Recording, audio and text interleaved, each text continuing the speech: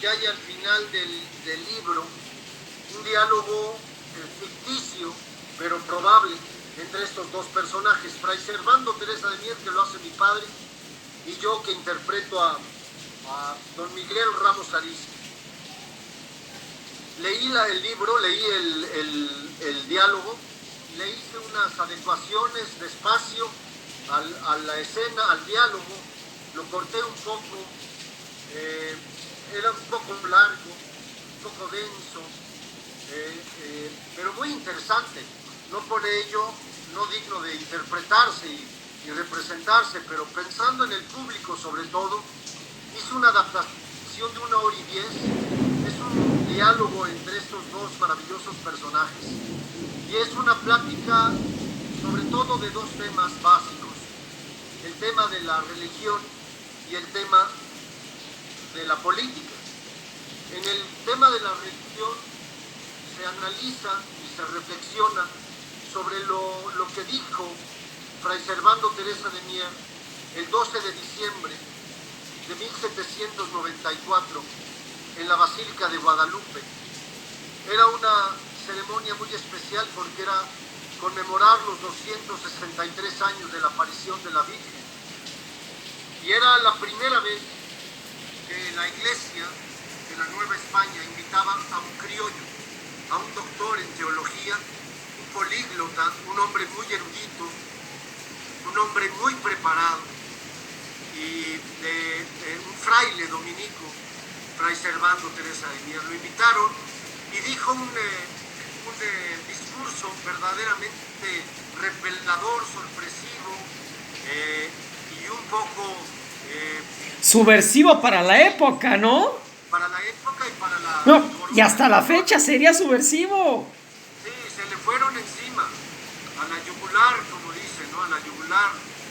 Por poco lo matan, lo metieron 3 meses en San Juan de Ulúa, le dio disentería, por poco muere, le caía una gota en la cabeza, en el cuerpo, no se podía mover. Imagínate las condiciones, después de ser un hombre muy importante y connotado, que comía en las mesas virreinales y daba los mejores sermones, porque además dicen que era un gran orador y que era muy erudito, un hombre realmente de una cultura asombrosa. Después de esta parte de análisis de lo religioso, la segunda escena hablan de lo político, porque Fray Servando Teresa de Mier fue de los primeros que convenció, o de los primeros mexicanos que estaba en pro de la República Federada, de una República Democrática Federada. Hay que acordarlo, Roberto, en esas épocas eran 3 siglos bajo el yugo español, y al quitarse la monarquía no sabían qué iba a hacer, desconfiaban de todo, al grado de que hablar de república o de democracia se consideraba una herejía. Así lo veían, imagínate, algo tan nuevo para ellos como nunca, como algo totalmente, pues sí, un cambio gigantesco. Entonces había mucha gente que no quería el cambio tan transformador, y entonces algunos de Servando se pone en contra de todos, siempre fue un crítico, avasallador, pero con argumentos muy inteligentes. ¿Por qué somos tan dados a tener eso en la historia? Es decir, ¿por qué algunos son bien amados y a lo mejor no lo hicieron tan bien como Benito Juárez, tal vez, y otros son odiados o desconocidos como Porfirio Díaz o como el mismo Fray Servando? Y pues de acuerdo a que a lo mejor algún escritor o a lo mejor algún político dijo: a mí me cae bien Benito Juárez, lo voy a poner como lo máximo, y a lo mejor a mí me cae mal Fray Servando o no lo conozco. ¿Por qué somos así? Sí, tienes razón.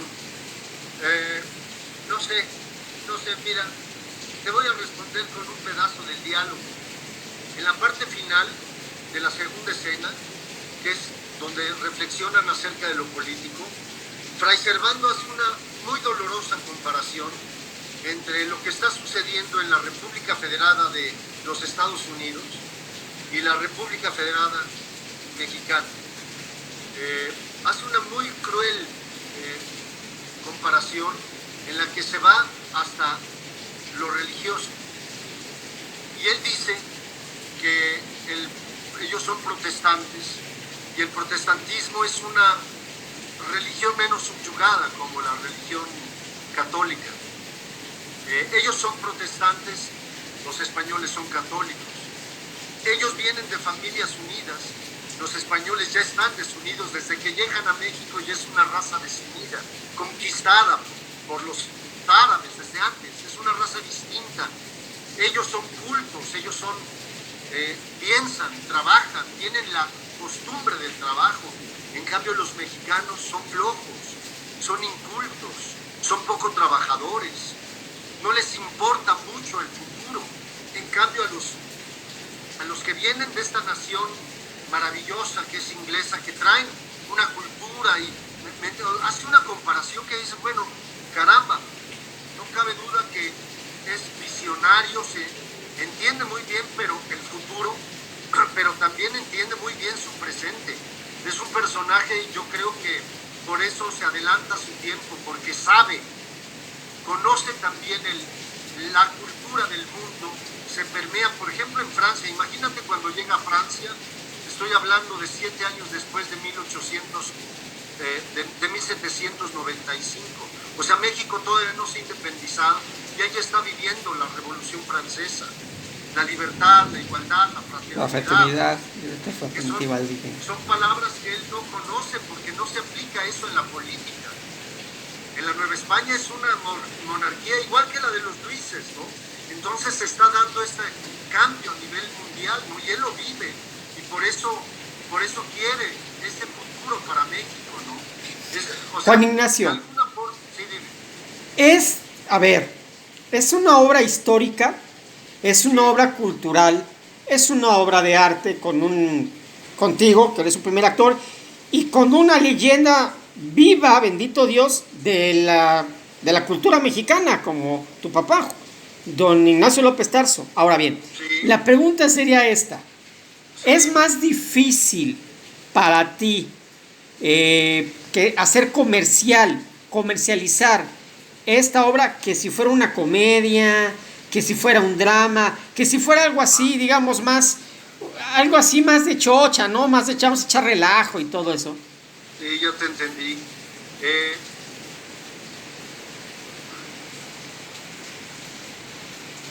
¿Ahí estás? Sí, aquí estoy. Okay. Es más difícil. Sí, qué buena tu pregunta. Mira, hemos hecho una obra que se llamó Leonardo y la máquina de volar, de Humberto Robles. De Leonardo da Vinci, supongo. Interpretaba a Leonardo da Vinci por primera vez. Esa obra era cultura también, pero muy, muy divertida, era una anécdota muy divertida. Luego hicimos el de la triste figura, que es el Quijote.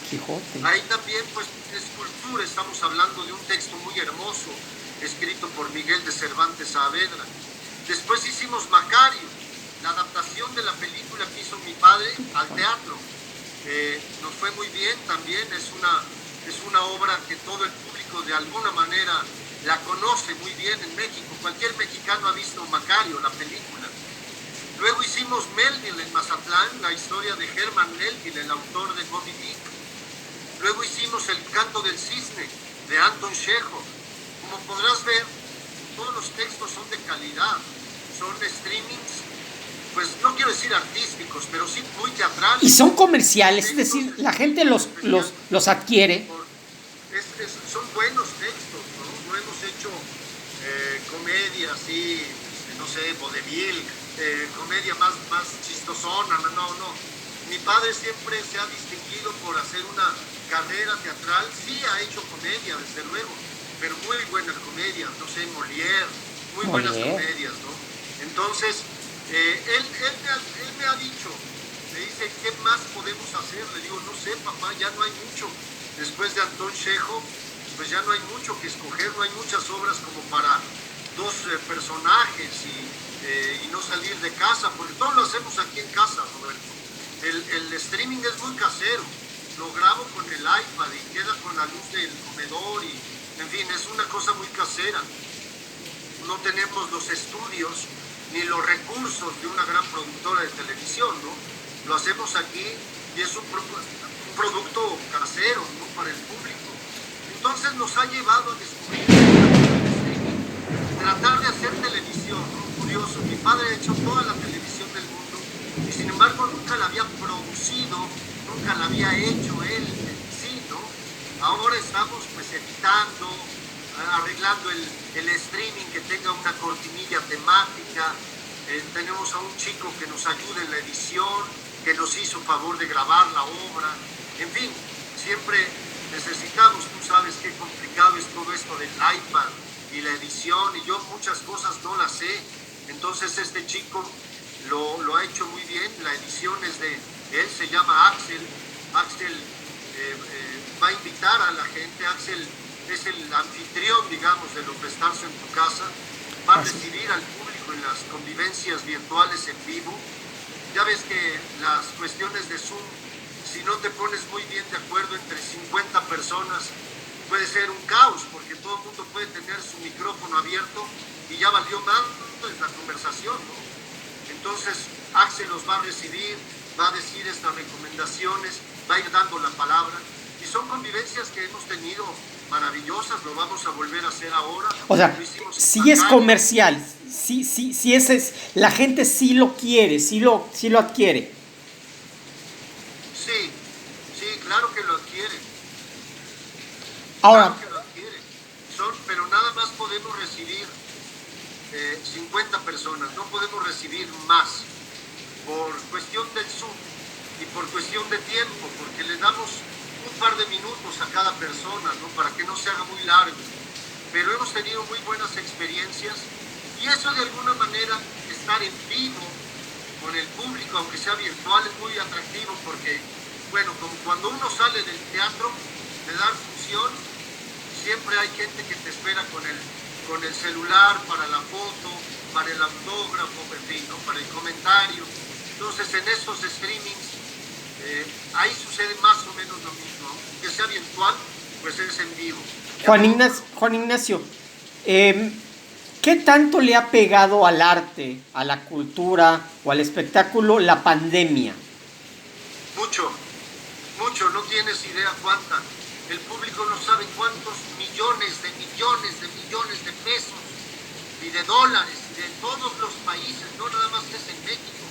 Nueva York, Roberto, no sé si lo sepas, Nueva York apenas abrió taquillas el jueves pasado. En Broadway. El 14 de septiembre regresa Hamilton, Wicked, El Rey León, en fin, las grandes apenas musicales, ¿no? Pero ellos regresan al 100%. Ellos regresan al 100%. En México no han abierto todavía los teatros a más del 50%. Entonces esto afectó gravemente al teatro mexicano y al cine y a la televisión, afectó todo, y no nada más en nuestro ámbito artístico, pues actoral, también ha afectado muchísimo en todos los rangos, en todos los ámbitos. Esto ha sido un problema muy grave, la pandemia a nivel mundial, no solo los muertos, que es tal vez lo peor de todo, pero ha afectado la economía y la vida de miles de mexicanos. Y de nosotros también nos desesperábamos un poco, ¿qué hacemos? Pues dimos con este streaming, no estamos descubriendo nada nuevo, esto ya se hacía muchos años antes, pero yo le dije a mi padre, oye, mira, pues podemos hacer esto. Y justo en esos días me cayó en las manos la obra de Humberto Robles, de Leonardo y la máquina de volar. Me acuerdo perfectamente que se la di un domingo, se la di a mi papá a las 5 de la tarde, y me salí a caminar con mi perro, con el Rottweiler, el Pingo, a la UNAM, que está muy cerca de aquí. En 2 horas regresé con mi perro y cuando entré mi papá estaba todavía leyendo el texto y me decía, esto es muy bueno, hay que hacerlo. ¿Encontraste? No dejó el texto en 2 horas porque se dio cuenta de que eso lo podíamos hacer en streaming, ¿no? ¿Encontraste resistencia de tu papá? ¿Cómo? ¿Encontraste resistencia de tu papá a usar las nuevas técnicas?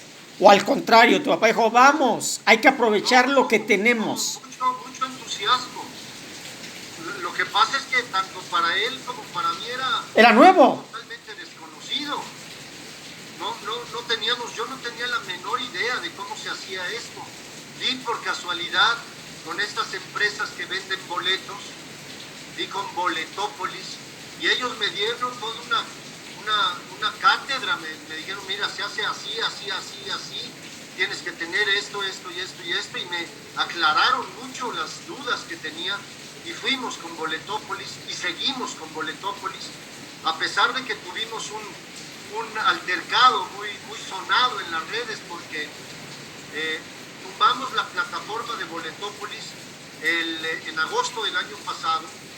Íbamos a estrenar un jueves y entraron de pronto más de 1,000 personas a comprar boleto y a ver la obra, y más los otros boletos de boleto.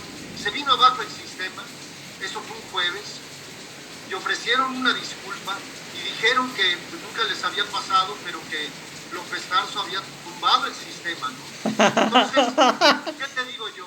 Es el estreno virtual de López Tarso y sucede esto. Es maravilloso, porque Boletópolis ofreció la disculpa, ellos asumieron todo su error.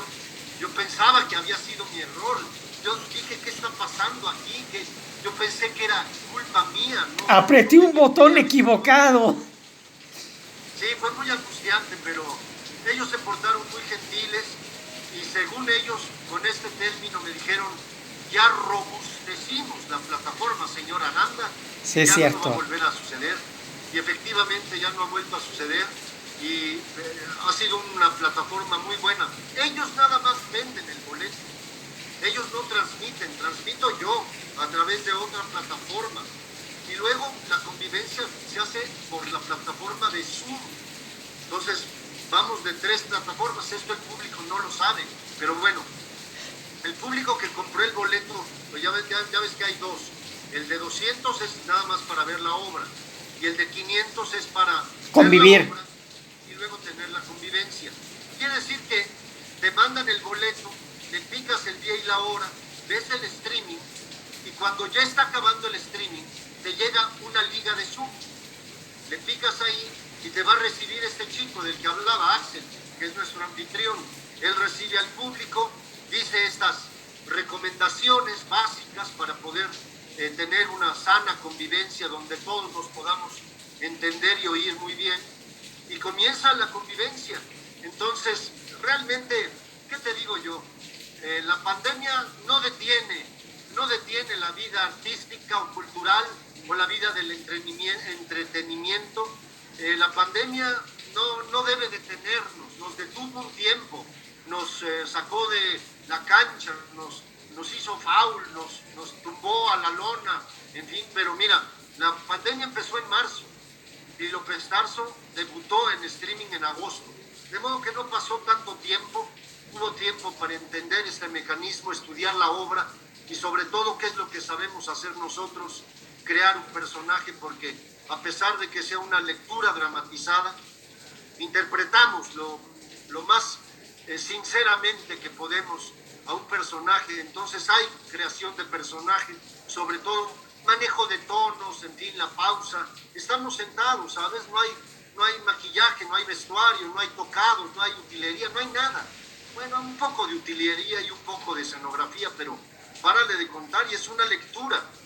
¿Por qué lectura, Roberto? Porque no podemos memorizar una obra completa para una función o para 5 en este caso, y luego transmitir en vivo. Imagínate hacer esto en vivo, es muy riesgoso. Preferimos así, más tranquilo para mi padre, para mí, para todos, y lo estamos haciendo así. Nos ha ido bien, nos ha ido bien. Juan Ignacio, hablando de eso, a ver, hablando de términos económicos, Sí. ¿se gana igual con esto que con el teatro presencial? ¿Se gana igual? Se gana menos, ¿no? Sí, sí, se gana menos. Es más barato, es más cómodo, es más seguro, pero se gana menos. Uno quisiera, ¿verdad? Uno piensa, nos puede ver todo el mundo, 10,000 personas. No se inscriben tantos.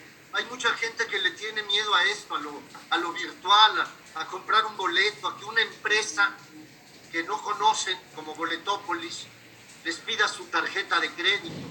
Pero yo te puedo decir que es absolutamente seguro, no ha habido una sola queja.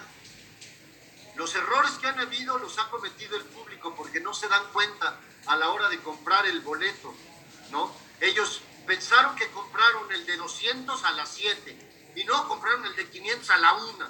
O sea, hay gente que se pierde mucho. Por ejemplo, mira, te voy a contar. Una señora de Tamaulipas me escribió para muy ofendida porque me dijo, ¿cómo es posible que López Tarso haga estas porquerías? No se veía nada. Yo le escribí a la señora, le digo, mire, soy Juan Ignacio Aranda, quiero saber, señora, cuántos aparatos, dispositivos, receptores tiene conectado a su módem. La señora me dice, ¿qué es el módem? ¿Qué es el módem? Sí. Le dije, pase por su hijo, déjeme hablar con su hijo. Y entonces tenían conectado al módem 3 computadoras, 5 iPads y 8 celulares. Entonces, cuando les manda uno la señal a su aparato receptor, no les llega bien la señal porque el módem ya no puede más con tantos aparatos. Entonces, una de las recomendaciones, ahora que ya entendí ese problema, mucha gente se quejaba de ese problema. Ahora empieza el streaming y la primera recomendación que se le hace al público es desconecte en este momento todos los aparatos receptores que tenga conectados a su módem y solo deje conectado el aparato receptor por el que está recibiendo la señal. Esa es recomendación básica, pero te repito, Roberto, si un adulto mayor que de 60, yo ya voy a llegar al 6º piso, si un adulto mayor de 60 no tiene ahí al lado un joven que lo asista, se pierde. Entonces, sí, eso está pasando mucho, yo creo, con el público del streaming, que les da miedo poner la tarjeta de crédito o de débito, les da miedo esto del, no sé, lo virtual. Los que ya lo hicieron repiten, tenemos muchos que han visto las 5 obras y van a ver esta. O sea, es un público cautivo. Juan Ignacio, hay, a ver, en teoría... Oye, espérame, déjame que te interrumpa. Sí. Es que mi padre ya está aquí para que lo entreviste. Mira, se va. Ya se fue. Tina, para que te oiga muy bien, López Tarso. Gracias. Dime una cosa, Mino ya los datos, ¿verdad? Te mandó un boletín. Sí, Mino es estrictamente profesional. ¿Cómo se llama este señor? Roberto. Roberto de Sachí, señor, para servirle, don Ignacio. Puebla, en Puebla. ¿Cómo está? Muy bien, conoce muy bien a Nino. Sí, a Mino es mi compañero en la página. Tenemos un medio de comunicación digital. Mino es mi compañero, él escribe espectáculos, yo escribo de política y soy el director. Y Mino ha enriquecido mucho la página. Mino es el mejor, para mí es el mejor artista poblano en este momento y desde hace mucho tiempo. Para mí. Y pues para mí es... ¿Cierto? Está muy bien dicho eso. Muy bien dicho. Oiga, don Ignacio, platíqueme de su personaje, de Fray Servando. Pues hay mucho que platicar sobre eso. Es un personaje muy grande, es un personaje de mucho tiempo de vida, con muchas cosas que le pasaron, tiene anécdotas y tiene sucesos importantes en su vida a cada momento. Fue perseguido por todo el mundo, por la Inquisición, por el Santo Oficio, lo odiaban, le quitaron su biblioteca, le desaparecieron su biblioteca, que era valiosísima. Un hombre que leía mucho, que le escribían mucho, que le regalaban muchos libros muy importantes. Tenía una biblioteca muy amplia y muy interesante, una gran cantidad de temas muy importantes. Y en la biblioteca se le desaparecieron. Y en la mayor parte de las cárceles donde estuvo, de donde se escapó 6 veces. En todas esas cárceles le prohibieron que tuviera libros, le prohibieron que tuviera papel, que tuviera lápiz, que tuviera pluma, le prohibieron las visitas, le prohibieron salir, le daban de comer una porquería, en fin, sufrió mucho el pobre hombre. Hasta que de regreso en Palacio Nacional lo trataron como príncipe. El presidente de la República le llevó a una habitación en Palacio Nacional, le puso sirvientes, le puso vigilantes, le puso ahí cerca a su querido amigo don Miguel Arispe. Ramos Arispe. Ramos Arispe, don Miguel Ramos Arispe, que era también un fraile Dominico. ¿de dónde eran? De Santo Domingo, claro. Fraile Dominico. Fraile Dominico, que estuvo con él y le hizo pasar muy bien sus últimos días. Discutieron mucho, se pelearon, pero la pasaron muy bien. Y Don Ignacio, ¿cuántas obras de teatro ha hecho? pues como 200 obras, porque cuando empecé el teatro eran temporadas de 15 días y había que preparar otra, y a los 15 días otra, y a los 15 días otra. ¿Películas? Ahora ya tenemos temporadas de años, ¿no? Obras que duran años, como El Vestidor, como 12 hombres en pugna, en el caso mío. Y entonces, no, pues entonces había muy poco público, había muy pocos teatros abiertos, eran teatros pequeños, hasta que llegó el Seguro Social con López Mateos y con don Benito Coquet como director del Seguro Social, que hicieron una labor cultural maravillosa en favor del teatro. Construyeron más de 40 teatros en toda la República, montaron gran cantidad de obras importantes de Shakespeare, de Molière, de los clásicos españoles, de los griegos, todo hicieron en el Seguro Social. Y yo inauguré la mayoría de los teatros inaugurados del Seguro Social, los inauguré yo en Monterrey, en Guadalajara, en las ciudades importantes. Todos los teatros del Seguro Social fueron inaugurados por mí. Hice una gira por toda la República con Edipo Rey, con el tío Vania de Chekhov y con Un tigre a las puertas, que es una obra de Giraudoux sobre la guerra de Troya. De modo que muy, muy bella la gira, muy bonita, muy interesante. Conocimos mucha gente, nos trataron muy bien, recorrimos casi toda la República inaugurando los teatros de todos tamaños, chicos, medianos y grandes, según la población donde estaban construidos.